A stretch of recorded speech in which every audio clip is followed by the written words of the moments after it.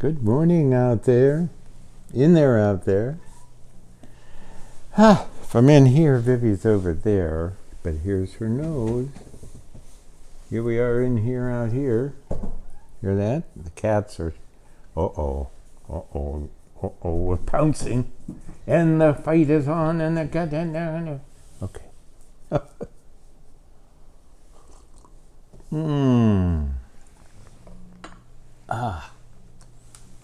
So, I think I better put this on. This was made for me. It says The Sentimentalist. And it was made for me by Shay Tuttle. Do you know Shay and her book about Mr. Rogers? And she has a couple books where she's anthologized, and wonderful person, wonderful student. So now we're ready to go. Yeah. And we've been celebrating either yesterday or the day before Vivi's birthday, and she's over there. She's not there. I'll pretend. Yeah, it was Vivi's birthday.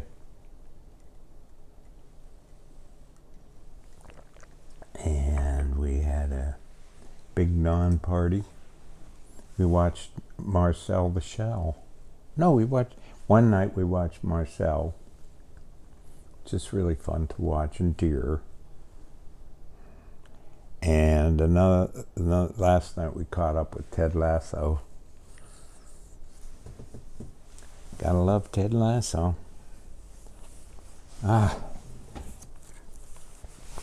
Let's see. Well, welcome to The Sentimentalist. Hi, Mark, Mariana.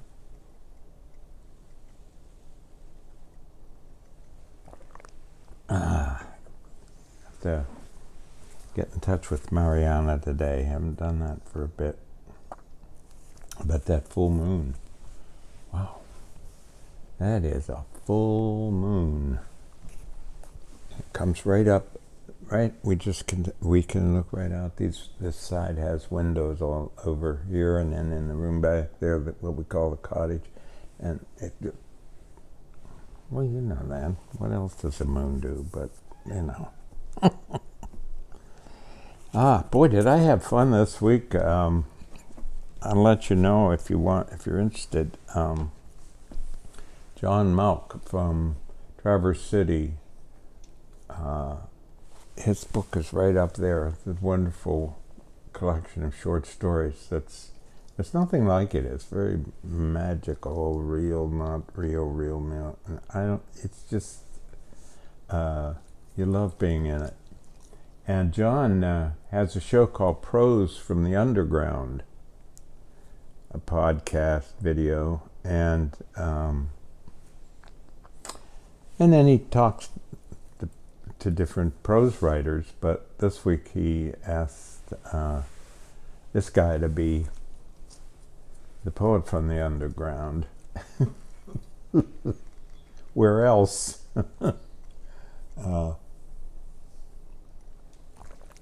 Boy, he's really just a delight to be with. You just hunker down on Zoom. I love that feel.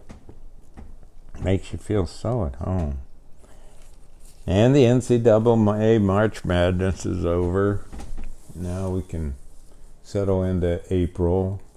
March went out like a lamion. I don't know what it was. Anyway, the March Madness is over. UConn wins. It was disappointing in the women's tournament. Julie and I was discussing whether she would like to maybe make an outfit like the LSU coach wears. But we certainly don't want to draw attention to ourselves. But it was really unfortunate what happened there at the end and the way LSU's behaving, and never once mentioned Iowa in the celebration at the end. That's too bad. Iowa has such a wonderful player, and she scored 30 points, and it was an off night. Caitlin Clark. And they never mentioned her. LSU never mentioned Iowa. It's just sort of protocol to say, we beat a good team, a great team, and this, and congratulations to Iowa. Nope. I heard a great line from the other night, where they were talking about Black lives, and I just thought heavily about this. I said, no, everything south of the Canadian border is the South.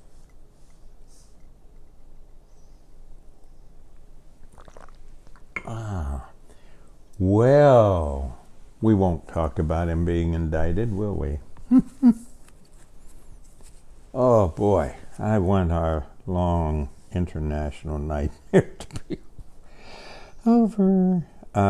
Boy, my dear friend Jim Alice continues to work of course he does, in the prisons, and it's so powerful. They're reading Plato's Republic, and they have this wonderful realization that the Republic is this ironic, that Plato was writing this, put it in Socrates' mouth to recognize that, imagine that here they are incarcerated, right?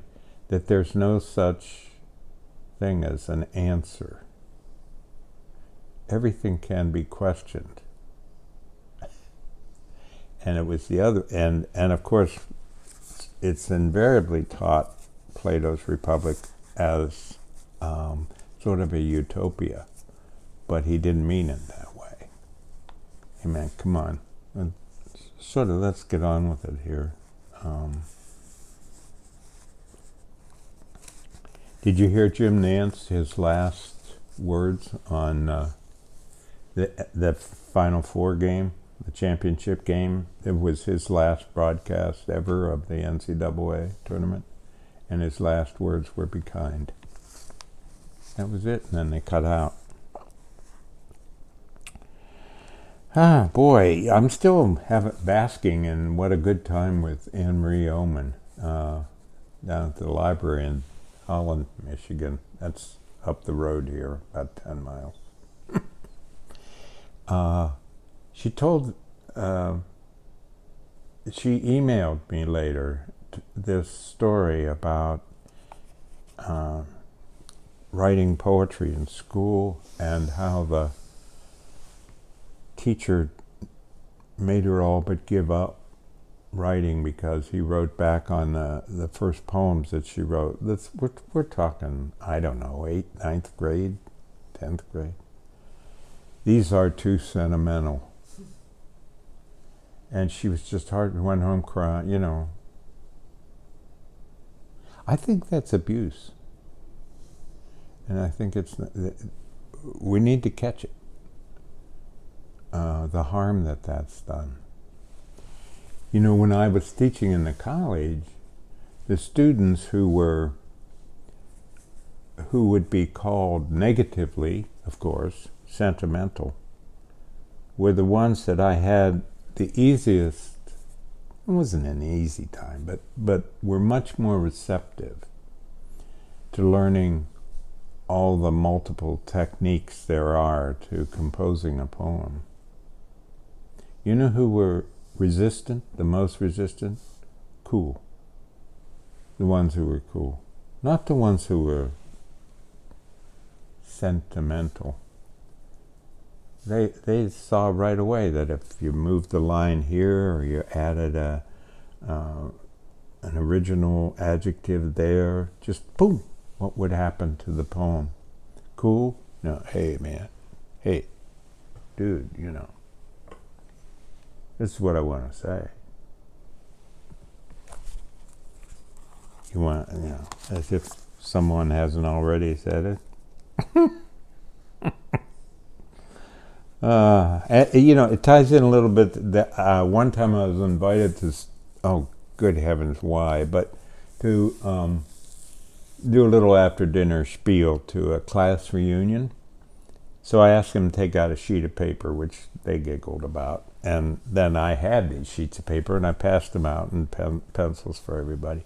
And I said, I want you to, everybody think of a class that's just stayed with you all the rest of your life. You just love the subject. The end result of that course was that you loved the subject. You've been interested in it ever since, you know, and they all did it. And then I said, okay, write down 5 things, 5 facts that you remember from the class. The most that anybody could remember was 3. A couple of the students had 3. Nobody, of course, had 5. But this was what they loved after college. Still read about it, followed it on the news, let's say, or, you know, whatever. When will we ever learn? Oh, when will we ever learn? See the movie Living with Bill Nye? Heartbreaking, but heart-making, too. Yep. Both. Let me see what else is it. What do I have down here? Anything else? I don't think so. We've been reading. We've been married 40 years. It will be. And we've been reading about love. It's about time. 40 years. Julie's working on some yarn over it. Boy, is it beautiful. Wow. Gray and white and not white and... anyway. But you know, you go and you get married and the two shall become one. No, the two shall become a multitude. And this whole big, you know, now it's like this. No, how about this? And, you know, I mean, you know, it's that there's so much more. Look, I just talked about Julie with the wool. That's love. This isn't. This is. Where'd that wool come from?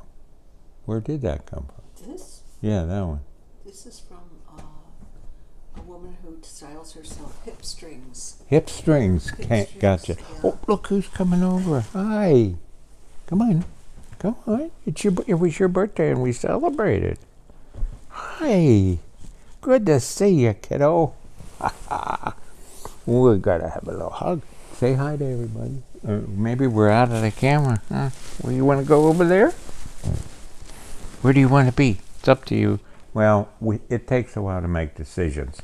So, because that ties in so nicely, and speaking of love, oh, now we're going back. Okay.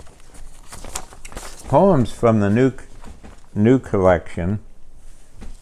I was looking at my other collection.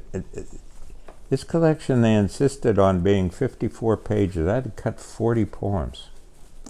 And then I looked at the past books, and they're all 140 some pages and everything. And then there's 2 ways to look at that. You know, the last thing I need is 140 pages. Finally, they cut him back. Yak, yak, yak. Oh, that's so good. Okay. Then Julie and I are going to read together. She reads me Heather Cox Richardson, and then read Frank Bruni. And then we listen to the slowdown. So for Vivi on her birthday, what? You wouldn't want to be a dog? A loved dog? A cherished dog? A dog? Sleeping on the couch? On the throw rug? Porch on a sunny summer day? On the back seat on the way out west or to the pharmacy? There's not much you need to do, nothing you have to buy.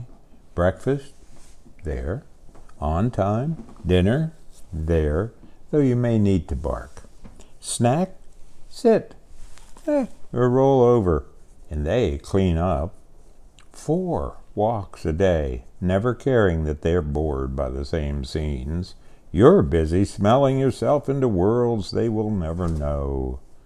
Worlds carried on the air, and always new.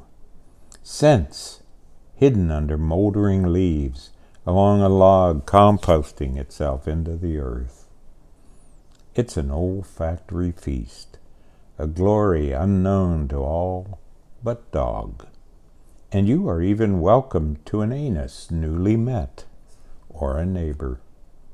You don't have to vote. You don't have to keep up. You don't need the latest pleated pants, a pair of shoes to wear to church.